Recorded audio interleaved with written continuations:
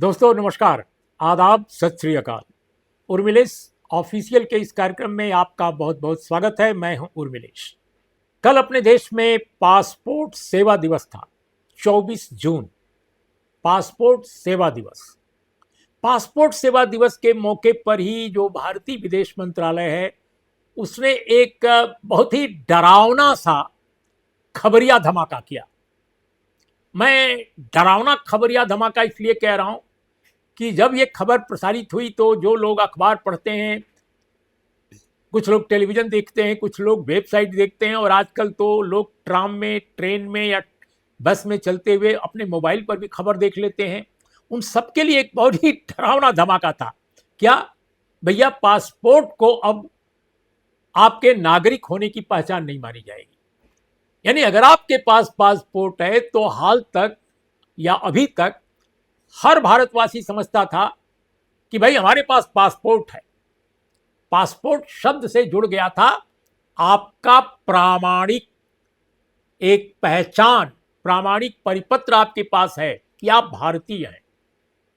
लेकिन अब वो भी नहीं रहा। तकनीकी तौर पे और कानूनी तौर पे ये बात सही है कि पासपोर्ट को इस प्रकार दर्ज नहीं किया गया है कि वो आपकी नागरिकता का कार्ड है। अब संजोग ऐसा देखिए कि भारत उन देशों में शुमार है जहां नागरिकता का अपना कोई कार्ड जारी नहीं होता है।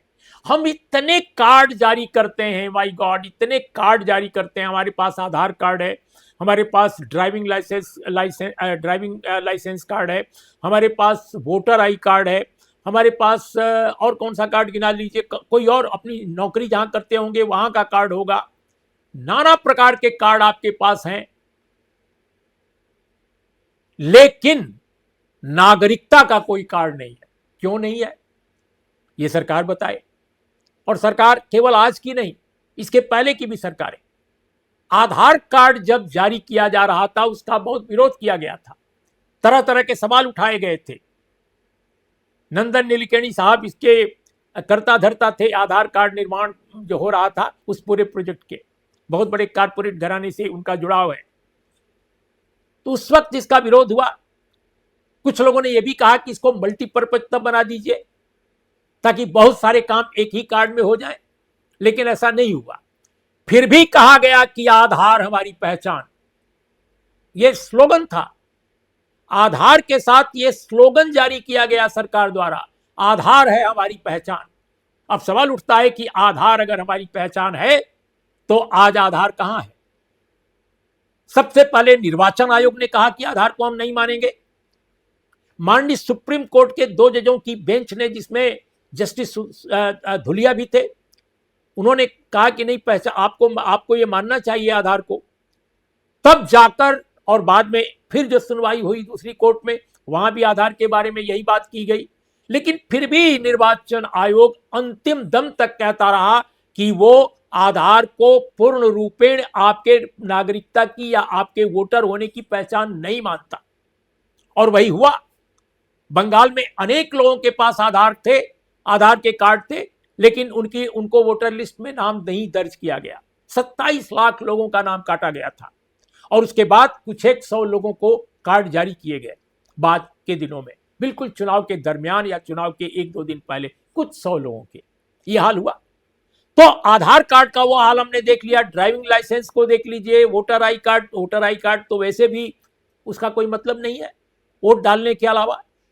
तो इतने सारे कार्ड आप पॉकेट में लेकर घूमते हैं जिनका कोई आपके नागरिकता के पहचान के तौर पे जिनका कोई वजूद नहीं है।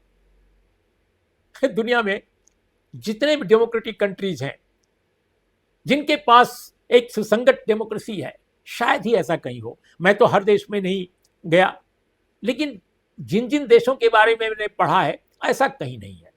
लेकिन अपने देश में यह बना दिया गया है, इस तरह का हालात पैदा कर दिया गया है। और अब कहा जा रहा है कि पासपोर्ट को भी हम नहीं मानेंगे, जबकि पासपोर्ट हर जगह सबसे ज्यादा मान्य दस्तावेज हुआ करता था। यह कल की घटना है। तो दोस्तों, ऐसे में हमारे जैसे व्यक्ति के लिए, आप जैसे व्यक्ति के लिए, जो आप बड़े घर के नहीं हैं, बड़े ओहदे पर नहीं हैं, आप मंत्री संतरी, बड़े आईएएस अफसर, बड़े बड़े ओहदे पर जो लोग हैं जिनको देखते ही लोग पहचान जाते हैं, आप अगर ऐसे नहीं हैं तो फिर आपके साथ तो मुश्किल कहीं भी पैदा की जा सकती है। आपसे किसी ने कहा आप कौन है, आपने बताया कि अमुक है। आपकी पहचान क्या है, आप कौन कहां के नागरिक हैं, आपने कहा अमुक जिले के अमुक गांव के, दिखाइए कार्ड। आपने आधार दिखाया। वो व्यक्ति कह सकता है सरकारी मुलाजिम की नहीं हम तो मानते नहीं, ये तो आपकी नागरिकता का पहचान नहीं है। आप कुछ नहीं कर सकते, कुछ भी नहीं कर सकते आप, क्योंकि ये अनाउंसमेंट किया जा रहा है। तो किसी मुल्क में अपने ही पासपोर्ट की गरिमा गिराने का ऐसा रिकॉर्ड हमने नहीं देखा। हर देश में उसका जो पासपोर्ट है उसकी नागरिकता ही नहीं, उसके वहां का व्यक्ति होने का एक लाइसेंस है। इसलिए पासपोर्ट पवित्र एक दस्तावेज माना जाता है, एक ऐसा दस्तावेज जिस पर हर व्यक्ति गर्व करता है कि मैं इस मुल्क के पासपोर्ट को लेकर घूमता हूं। पासपोर्ट की अपनी इज्जत होती है। लेकिन हमारे यहां जो सरकार में बैठे लोग हैं, जो सेवक बताते हैं, पासपोर्ट सेवा के दिन ही, पासपोर्ट सेवा दिवस के दिन ही वो इस तरह की घोषणा कर रहे हैं, अपने ही पासपोर्ट की गरिमा गिरा रहे हैं कि वो इंपावर्ड नहीं फील करेगा आदमी जिसके पास पासपोर्ट है। वैधानिक रूप से और कानूनी तौर पे यकीनन ये बहुत पहले से बात मानी गई है, लेकिन इसके बावजूद वो सबसे ज्यादा एथेंटिक माना जाता है पासपोर्ट। तकनीकी तौर पे अगर देखा जाए तो बहुत सारी चीजें ऐसी हैं, कानूनी तौर पे बहुत सारी ऐसी चीजें ऐसी हैं जिनके बारे में कहा जा सकता है कि नहीं ऐसा नहीं है, लेकिन व्यवहार में वे लागू रहती हैं। व्यवहार में उनको बाकायदे वो उनको एक्सेप्ट किया जाता है। या तो फिर आप एक कार्ड जारी कर देते इस देश में, एक कार्ड नागरिक का, और उस पर सारा काम हो जाता। गरीबों को राशन मिलने से लेकर बाद के दिनों में अगर वो चाहते हैं कि कोई और कार्ड उनको चाहिए, कोई और उनको अधिकार चाहिए, उससे उसको नथी कर दिया जाता ताकि सब एक साथ एक्सेस कोई कर ले। आजकल तो बहुत बड़ा एक विकास का जमाना है, ऐसी ऐसी चीजें हो रही हैं दुनिया में कि पूछिए मत। तो ये भी हो सकता था, लेकिन इस पर नहीं जोर दिया गया। हर कार्ड को आपने इनवैलिड घोषित कर दिया। तो दोस्तों आज मैं यही बताने के लिए आपके सामने आया कि दरअसल है क्या, सच्चाई क्या है। दोस्तों ये बात सही है कि किसी भी और दस्तावेज को नागरिकता का प्रमाण नहीं माना गया है। अपने देश में अगर नागरिकता का प्रमाण कोई है तो सबसे अधिक जो बड़ा प्रमाण है वो है जन्म प्रमाण पत्र। अब हर व्यक्ति जन्म प्रमाण पत्र लेकर कैसे घूमेगा बताइए। अगर जो पढ़ा लिखा व्यक्ति है और जो उम्र दराज है, क्योंकि जन्म प्रमाण पत्र हम लोगों के समय जब हम लोग पैदा हुए गांव में, तो किसी भी, हमारे यहाँ तो अस्पताल ही नहीं था, हमारे यहाँ तो नगर निगम नहीं था, हमारे यहाँ तो कोई और कारपोरेशन नहीं था कि जन्म प्रमाण पत्र इशू करेंगे। हम उस दौर में पैदा हुए, तो हमारे जैसे लोगों के लिए जन्म प्रमाण पत्र केवल क्या है, हाई स्कूल की सर्टिफिकेट। अगर हाई स्कूल की सर्टिफिकेट आप एक्सेप्ट करते हैं तो ठीक है, जन्म प्रमाण पत्र है वो, लेकिन उसमें कहीं ये नहीं दर्ज है हाई स्कूल की सर्टिफिकेट में कि ये आदमी अमुक जगह पैदा हुआ है, इस गांव में किस शहर में, ये कहीं नहीं दर्ज है। जबकि जन्म प्रमाण पत्र में स्थान देना होता है, वो कहीं नहीं है हाई स्कूल की सर्टिफिकेट में। इसका मतलब कि आप टेक्निकली जन्म प्रमाण पत्र मान रहे हैं। तो जन्म प्रमाण पत्र जो है इस देश के करोड़ों लोगों के पास हो ही नहीं सकता। जो जन्म प्रमाण पत्र जारी करने वाली प्रक्रिया जब शुरू हुई भारत में, प्रशासनिक प्रक्रिया, उसके बहुत पहले जो पैदा हो गए। तो ये जो जन्म प्रमाण पत्र का एक प्रावधान किया गया है हमारे नागरिकता कानून में, वो बहुत अप्रासंगिक है देश की पूरी आबादी को कवर करने के लिए। अब आपको बताऊं मैं कि 26 जनवरी 1950 से 1 जुलाई 1987 के बीच में जन्मे जो लोग हैं, यदि किसी व्यक्ति का जन्म इस अवधि में हुआ है, यानी 50 से लेकर 87 के बीच में, तो उसका जन्म प्रमाण पत्र अकेले ही भारतीय नागरिकता का पूर्ण प्रमाण माना जाता है। यह कहा गया है सरकारी नियम में। उस समय नागरिकता केवल भारत में जन्म लेने के आधार पर मिल जाती थी, चाहे माता पिता किसी भी देश के नागरिक हों।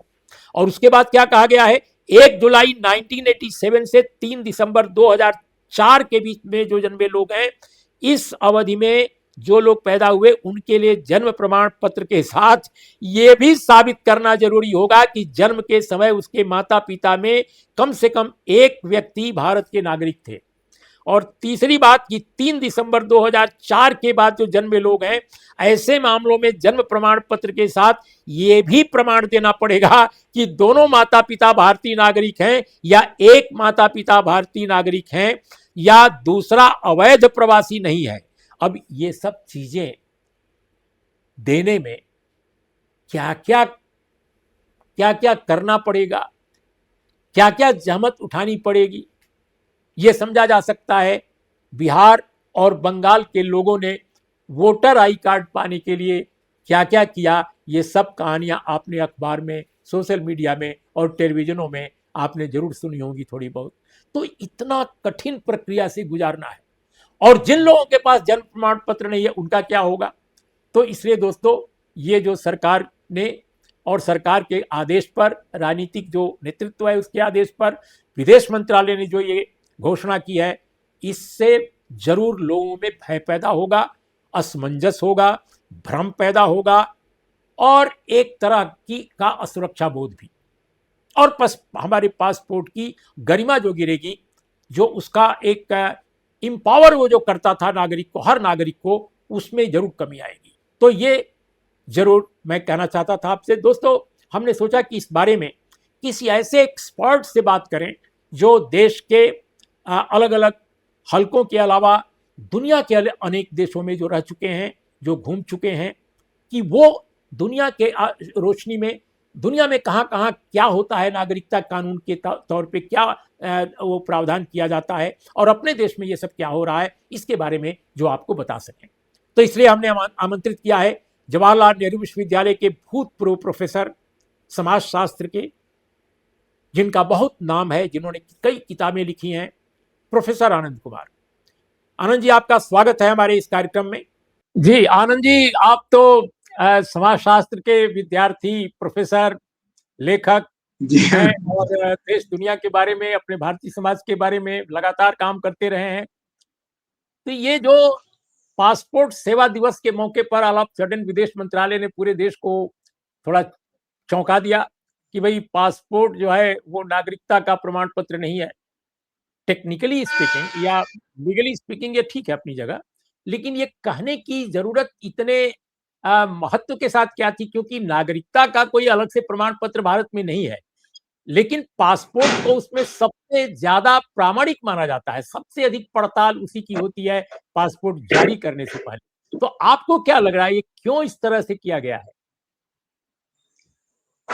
आपने बिल्कुल सही कहा कि भारतीय राज्य व्यवस्था में नागरिक की पहचान के जो दस्तावेज माने जाते हैं, उसमें पासपोर्ट सबसे महत्वपूर्ण रहा है। हमें याद है जब विद्यार्थी जीवन में हम लोगों ने अपना पासपोर्ट पहली बार बनवाया, तो सुबह 6-7 बजे वो भीखाजी कामा प्लेस के दफ्तर में जाना पड़ता था। सैकड़ों लोग होते थे, नंबर मिलता था, फिर नहीं नंबर मिला तो दूसरे दिन आइए, और प्रमाण पत्र के लिए, पासपोर्ट के लिए आपको कई लोगों से दस्तखत कराना पड़ता था। और दुनिया में यात्रा के लिए वही एकमात्र वैध एक दस्तावेज रहता था। देश में भी जमीन खरीदने से लेकर के नौकरी ज्वाइन करने तक आपके पास, अभी तो वोटर आईडी कार्ड तो अभी आया है, आधार कार्ड अभी आया है पिछले 1 दशक में, उसके पहले पासपोर्ट ही हुआ करता था। सारे देश में पासपोर्ट को नागरिकता का प्रमाण पत्र माना जाता है। लेकिन अब ये अगर सरकार इस दस्तावेज को, इसका अवमूल्यन कर रही है, इसे मात्र यात्रा के लिए एक कार्ड बना के मान के चल रही है, तो इसके पीछे कोई रहस्य होना चाहिए। आखिर क्या कारण है? क्योंकि पिछले दिनों हमें याद है जब श्री गिरिंदर गुजराल प्रधानमंत्री हुए, तो उनका पहला योगदान यही था कि वो पासपोर्ट की सेवा को सुलभ बना दें।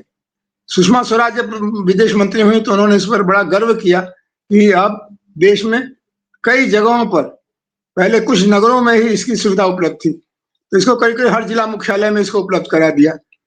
आज अपनी ही बनाई एक व्यवस्था को अगर सरकार छिन्न भिन्न कर रही है, इसका कारण उनको देना चाहिए। मैं नहीं समझता हूं कि दुनिया के अनेक देशों में पासपोर्ट को लेकर के इस तरह का कोई आदेश आया होगा। तो जैसे हमने पहले देखा कि बिहार का जब चुनाव अभी घोषित नहीं हुआ था, उसके पहले ऑल ऑफ सडन ये कहा गया कि भाई एसआईआर होगा, और उसमें आधार कार्ड को आधार मानने से इनकार किया गया कि आपकी पहचान का ये जी। आधार नहीं है। पहले कहा जाता था कि आधार हमारी पहचान, स्लोगन तक बन गया था, खूब विज्ञापन छपा अखबारों में भी और टेलीविजन पर चला कि आधार हमारी पहचान। तो अगर हमारी पहचान आधार नहीं रहा, हमारा पैन कार्ड हमारी पहचान नहीं रहा, ड्राइविंग लाइसेंस हमारी पहचान नहीं रहा, तो आखिर भारत में एक आम इंसान पासपोर्ट, जो सबसे वैधानिक माना जाता है पहचान एक नागरिक के तौर पे, अब वो भी नहीं रहा। तो क्या आपको लगता है कि सरकार क्या ऐसा करना चाहती है जिसको आप बता रहे हैं कि बहुत रहस्यमय है? कोई अंदाज क्या आपका लग रहा है? क्यों इतना डरा रही है लोगों हाँ, को? हाँ। हमको लगता है कि भारत की नागरिकता को लेकर के एक प्रचार चला है कि पड़ोस के कई देशों के लोग यहाँ आते हैं, बस जाते हैं, दस्तावेज बना लेते हैं और इसका हमारी व्यवस्था पर बड़ा बुरा असर पड़ रहा है। लेकिन ये जो प्रक्रिया चल रही है, इस प्रक्रिया के कारण भारतीय नागरिकता अपने आप में एक बहुत दुर्लभ किस्म का अधिकार बन जाएगी, जिसमें कई तरीकों से आपका एक तरह से नाम काटा जा सकता है। जैसे हमने देखा कि जो नेपाल के नागरिक हैं, उनको भारत में आने के लिए, जाने के लिए कोई पासपोर्ट वीज़ा की ज़रूरत नहीं है और एक सहज संबंध था, मैत्रीपूर्ण राष्ट्रीय संबंध था। 2 देश थे लेकिन एक तरह का एक आपस की समझदारी थी। दुनिया का सपना तो यही है कि एक दिन दुनिया ऐसी बनेगी, जब दुनिया के मनुष्यों को कहीं भी आने-जाने में कोई रोक-टोक नहीं होगी। लेकिन अगर हमारी नागरिकता को लेकर के ही अगर इस तरह का एक नया कोई एक रहस्यमय प्रबंध किया जा रहा है, आपको याद होगा जब आधार कार्ड आया तो नंदन नीलेकणी की कंपनी को इसके लिए कई हजार करोड़ रुपए इसकी एक तरह का मेहनताना दिया गया और सारे देश में इसको लागू करने के लिए काम किया गया। अब आधार को आपने अवमूल्यन कर दिया, पासपोर्ट का नंबर आया। पासपोर्ट एक ऐसा दस्तावेज है जिसकी सबसे ज्यादा जांच पड़ताल होती है। पासपोर्ट के लिए आपको अपने जन्म प्रमाण पत्र से लेकर के अपने परिचितों से कुछ तो उसमें दस्तखत कराना पड़ता है, सरकारी अफसर का दस्तखत कराना पड़ता है। इतनी जांच पड़ताल के बाद जो दस्तावेज उपलब्ध होता है, उसको अब उसका अवमूल्यन करना, इसका मतलब भारत की सरकार अपने ही नागरिकों के बारे में एक संशय पैदा कर रही है। देखिए, जो अवैध तरीके से आते हैं, वो सबसे पहले इन कागजों को दुरुस्त कराते हैं। तो अवैध लोगों के वैधानिक बनने का, रोकने का कोई काम अगर करना है, उसका ये तरीका नहीं होगा। हाँ, इससे ये तरीका ज़रूर ऐसा एक संशय पैदा करेगा कि जो लोग भारत के प्रति एक भरोसा रखते हैं, वो भारत की राजसत्ता के प्रति उनका भरोसा और घट जाएगा। कम से कम भारत की सरकार ऐसा आदेश जारी करके अपने नागरिकों के प्रति अपना विश्वास प्रकट कर रही है। आनंद जी, आप दुनिया में अनेक देशों में गए हैं, प्रोफेसर के तौर पे, एक टीचर के तौर पे, एक एकेडमिशियन के तौर पे। किसी भी डेमोक्रेटिक कंट्री में क्या अपने नागरिकों पर इतना अविश्वास राजसत्ता द्वारा आपने कभी देखा है? पहली बात तो ये, और दूसरी बात ये समझना चाहता हूं कि नागरिकों को इतना आतंकित करने की, इतना परेशान करने की, इतना असमंजस में रखने की जो टेंडेंसी दिखाई दे रही है इस समय हमारे गवर्नेंस की एजेंसीज का, ये क्या दौर है? किस तरह से इसको आप देखते हैं? क्योंकि पहले तो ऐसा कम से कम नहीं था। देखिए, दुनिया के अनेक देशों में तो नागरिकता के अलावा भी तरीके हैं लोगों को अपने श्रम बाजार में आने के लिए। कुछ देशों में जैसे पोलैंड में दोहरी नागरिकता है, जहाँ आप जन्म लिया वहाँ की नागरिकता नहीं पोलैंड की, और जहाँ आपको रोजगार मिला वहाँ की नागरिकता। दुनिया के अधिकांश देश अपने नागरिकों के आवागमन को, उनकी पहचान को सुलभ बनाने की कोशिश कर रहे हैं। लेकिन हमारा देश अपने ही नागरिकों का अवमूल्यन कर रहा है। इससे दुनिया में भारतीयों को लेकर के एक नए तरह का वो पैदा होगा। पहले आप यूरोप जाइए, अमेरिका जाइए, मुझे कई देशों में जाने का, पढ़ाने का मौका मिला, पढ़ने का मौका मिला। कहीं पर भी भारतीय पासपोर्ट का एक सम्मान होता था। लेकिन अब भारतीय पासपोर्ट का अवमूल्यन होने के बाद आपकी नागरिकता का कोई आधार नहीं बचा है। आज श्री नरेंद्र मोदी को अपनी नागरिकता प्रमाणित करने के लिए उनके पास कौन सा कागज होगा? भारत के प्रधानमंत्री की जब ये असमंजस की स्थिति हो जाएगी, तो हमारे आप जैसे साधारण नागरिकों को क्या कहा जाएगा? और तब हमारे दुनिया के देशों में, सारे दुनिया में 3 करोड़ करीब भारतीय प्रवासी के तौर पर रहते हैं। उनके बारे में भी ये संदेह होने लगेगा कि तुम कौन हो? तुम्हारा देश क्या है? तुम्हारी नागरिकता क्या है? आप पूरे भारतीय समाज का एक तरह से अपमान कर रहे हैं। तो ये सिलसिला देखिए, आज़ादी के बाद हमने देखा कि हम गरीब थे, परेशानियाँ बहुत थीं, अशिक्षा बहुत थी, रोज़गार भी कम था। लेकिन एक इंसान जो भारत में पैदा हुआ है, बड़ा हुआ है, कंट्रीब्यूट कर रहा है, जितना भी कर सकता है, वो कहीं न कहीं सम्मानित फ़ील करता था कि हम भारत के लोग हैं। हमारे कॉन्स्टिट्यूशन में ये नहीं है कि किसी राजसत्ता या कोई बादशाह या कोई नेता उसकी तरफ से संविधान को शुरू किया गया है या संविधान वो समर्पित करता है, वहाँ भी भारत के लोग करते हैं। तो ऐसे में जो आप कह रहे हैं बार-बार कि ये एक अवमूल्यन है, तो इसके पीछे दर्शन क्या है? कहाँ ये ले जाना चाहते हैं? ये आपको क्या लग रहा है? देखिए, दुनिया के देशों में भारतीयों का एक अलग विशिष्ट स्थान रहा है, क्योंकि हमको देख कर के वो कहते हैं कि वो लोग हैं जो अपनी आज़ादी की लड़ाई लड़े और उसमें विजयी हुए। उन्होंने साम्राज्यवाद को पराजित किया और अपने देश का नव-निर्माण करने में लगे हुए हैं, जनतांत्रिक तरीके से। भारतीयों की गरीबी के बावजूद, अभाव के बावजूद एक खास तरह की प्रतिष्ठा रही है। अब अगर सरकार हमारी अपनी पहचान से खेल रही है, अभी चारों तरफ ये बात तो फैली गई है कि हमारे देश में जो गैर हिंदू हैं, वो 2 दर्जे के नागरिक के जैसे देखे जाते हैं। ये दुनिया के लोग सवाल पूछ रहे हैं। अब गैर हिंदू हिंदू की बात नहीं, अब नागरिक और विशिष्ट जनों की बात हो गई है। और हमको ये डर लगता है कि साधारण लोगों के लिए हमारे शासन की निगाह में पहले से ही एक हिकारत की निगाह थी, अब और भी ज़्यादा हमारा अवमूल्यन होगा। लेकिन क्या इसके पीछे ये तो नहीं है कि जो भारत में रह रहे लोग हैं, चाहे वो माइनॉरिटी कम्युनिटी के हों या जिनसे सरकार या शासन अनकंफर्टेबल महसूस करता है, चाहे वो मेजॉरिटी कम्युनिटी के हों ही क्यों ना, तो क्या उनको भी एक तरह से समय-समय पर अगर कोई वो ऐसी एक्टिविटीज़ में हैं शामिल, जिसको कहा जा सकता है कि सरकार से असहमति ज़ाहिर करने वाली गतिविधि है, तो क्या ऐसे लोगों को इस तरह के इश्यूज़ पर लपेटा भी जा सकता है क्या? क्या उनको परेशान भी किया जा सकता है? क्या आपको लग रहा है? निश्चित तौर पर ये एक तरीका होगा, जो हमारी जो प्रामाणिकता है, जो हमारी आधार भूमि, हमारा आधार है हमारी पहचान का, उसको खत्म करने की कोशिश है कि तुम्हारे पास पासपोर्ट है तो क्या हुआ? ये कोई गारंटी नहीं भारतीय होने की। हमें ये दिखाओ, वो दिखाओ, वो दिखाओ। ये एक नया तरह का एक ताना-बाना बुना जा रहा है, जिसमें एक जाल बनाया जा रहा है, जिसमें कि बहुत सारे लोगों को हम फँसाएँ और उनको परेशान करें। ये खतरे की घंटी है।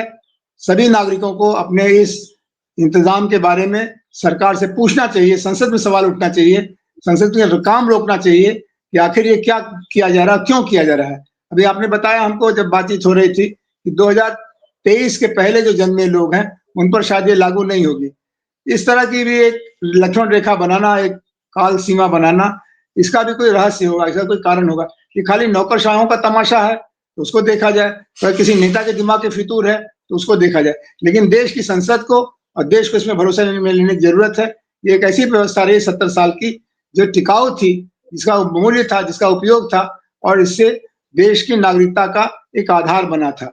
आप पासपोर्ट को नागरिकता का प्रमाण न मान करके पासपोर्ट की भी तौहीन कर रहे हैं और हमारे मन में शक भी पैदा कर रहे हैं।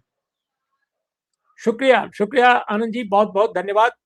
तो आपको दोस्तों, बहुत आज का धन्यवाद। कार्यक्रम कैसा लगा? आप ज़रूर बताइएगा और आप हमारे कार्यक्रम को देखते हैं, बहुत अच्छा लगता है। लेकिन हमारे कार्यक्रम को देखते हुए आप ज़रूर चैनल को सब्सक्राइब कीजिए और अपने दोस्तों से भी कहें कि वे सब्सक्राइब करें चैनल, और इसके कंटेंट पर आप पसंद करते हैं या नापसंद करते हैं, दोनों स्थितियों में ज़रूर कमेंट करें, क्योंकि इससे हमें समझने का मौका मिलता है अपने को और सुधारने का भी। नमस्कार।